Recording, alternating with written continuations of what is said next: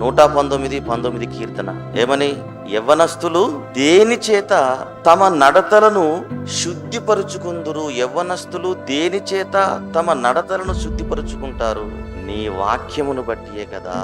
వాక్యమే కదా మనల్ని తప్పులోకి వెళ్లకుండా కాపాడుతుంది. వాక్యమే కదా మనల్ని సర్వసత్యములోకి నడిపిస్తుంది. ఆ వాక్యమే కదా మనము పాపాన్ని చేయకుండా కాపాడుతుంది. ఆ వాక్యమే కదా సాతానును శీఘ్రముగా మన కాళ్ళతో చితక త్రొక్కించేది. ఆ వాక్యమే కదా మనం పరిశుద్ధులుగా ఉండటానికి ఆస్కారం చూపుతుంది. ఆ వాక్యమే కదా ఆ దేవుని పాదాల చెంతకు చేరుస్తుంది. ఆ వాక్యమే మనము కుడికైనను ఎడమకైనను తొట్టిల్లిపోకుండా కాపాడుతుంది. ఆ వాక్యమే నువ్వు పాటిస్తే, ఆ వాక్యాన్ని నీ జీవితంలో చూపిస్తే, ఆ వాక్యమే నిన్ను పరలోకానికి తీసుకెళ్తుంది. ఆ వాక్యాన్ని అనుసరించి, వాక్యాన్ని పఠించి, పాటించి కొనసాగించినటువంటి వాళ్ళు సాతాను యొక్క నయవంచనను, సాతాను యొక్క విజయాన్ని అడ్డుకొని దాన్ని శీఘ్రముగా చితక త్రొక్కి ఆ పరదేశికి వెళతారు అన్న విషయంలో ఏమాత్రము సందేహము లేదన్న విషయాన్ని మనం గుర్తించాలి.